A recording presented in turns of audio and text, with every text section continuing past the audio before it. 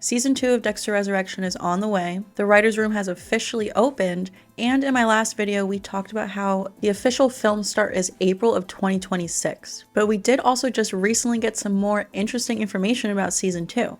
But first, I'm Pamela. If you're new here, welcome to the channel, and if you're a Dexter fan, please subscribe to the channel because we cover all things Dexter Resurrection. And as we start to get some more information about Season 2, as we work our way through production and get closer to the season's release, you can definitely expect all Dexter Resurrection updates to be posted to this channel. So as I already said, the writer's room is officially open, and Clyde Phillips himself has confirmed that we're finally going to meet the New York Ripper in Season 2. So the New York Ripper is this elusive character who they really just teased throughout the entire first season. We got just a little bit of information about this character, and it wasn't until the season finale where we actually learned the New York Ripper's name. And this character of the New York Ripper was sort of like this big mystery throughout the first season, and fans were running wild with theories all season long. So once again, I'm going to get into a couple of articles by DexterDaily.com. Shout out to them, they are the ultimate Dexter source. So even though the first season of Dexter Resurrection focused heavily on Dexter's new life in New York City,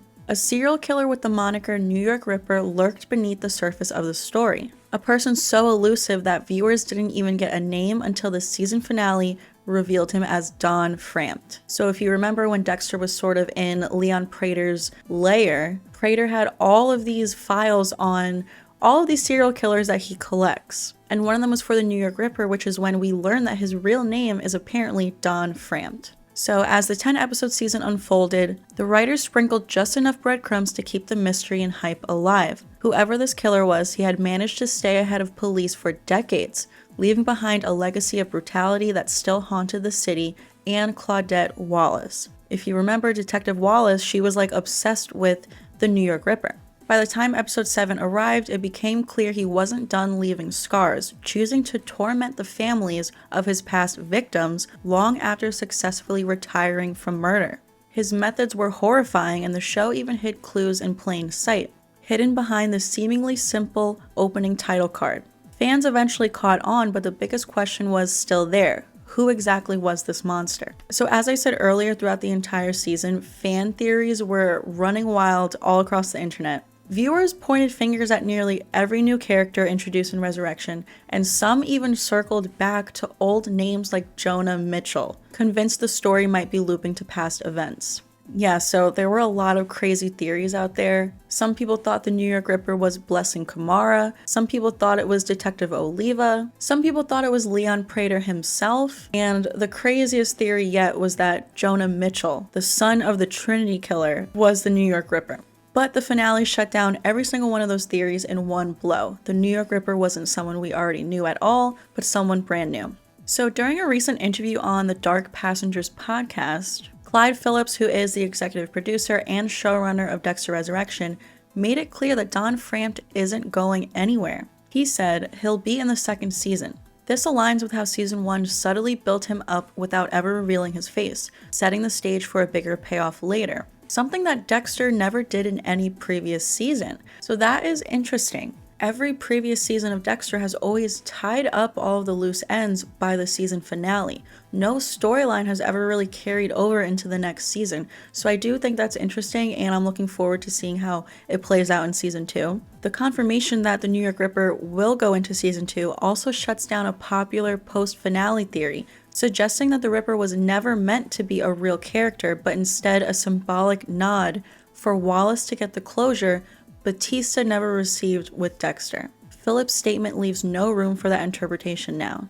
So I am so excited that we're going to explore the New York Ripper even further in season 2, but who should play the New York Ripper? We know that he is a little bit on the older side. He was active as a serial killer in the 90s, and he's been retired for quite some time now. I can't remember exactly how long he's been retired, but it's been several years. And now there was a rumor floating around online weeks and weeks ago that it could be played by Bryan Cranston. I don't know if there's any truth to this rumor. It is just a rumor, but oh my god, I would absolutely die if Bryan Cranston signed up to be in Dexter Resurrection playing a serial killer. I mean, This would just be peak TV. Season 1 of Dexter Resurrection was already some of the best TV I've honestly ever seen in my life. So I have really high expectations for season 2. And we know that season 1 had a lot of big name actors. Like, everyone wanted to sign on to be in season 1. So I feel like they're gonna kind of try to stick with that for season 2, and especially after the success of season 1, more big name actors are gonna wanna take their shot and be in season 2.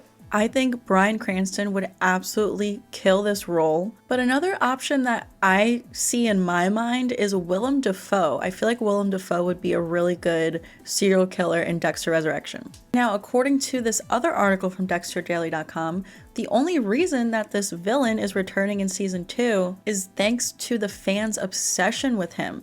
All of the fan theories and the buzz surrounding the New York Ripper has had a surprisingly positive effect on the show. And the overwhelming fan response to the character prompted the writing team to delve deeper into his story, giving him a more prominent role moving forward. Season 2 will not only reveal the person behind the New York Ripper, the man responsible for 22 brutal murders over the decades, but will also expand his storyline significantly. While Phillips stopped short of labeling him as the big bad of the season, like Trinity was in previous seasons, the possibility still remains open. This raises some intriguing questions about the character's trajectory and how the writers might adapt if fan reactions weren't as strong. Regardless, it's a very clear win for audiences. The team behind Dexter Resurrection was very impressed by the attention the New York Ripper received, and they're now doubling down to ensure fans are hooked from the very first episode of season 2, which will likely debut in fall of 2026. Yeah, so if fans weren't as obsessed with this character and like figuring out who it was, they probably wouldn't have explored it in season 2. So this is just very exciting to me that they are listening to fans and exploring storylines that we want to see. I am so intrigued to find out more about the New York Ripper. Who would you want to see play the New York Ripper in season 2? If you have any ideas, leave some comments down below. But that is it for today. Just another very exciting update for season 2 of Dexter Resurrection. As I said, you can expect all updates for season 2 to be posted here to the channel. So subscribe if you haven't already. Give this video a like if you enjoyed it, and I will see you guys next time.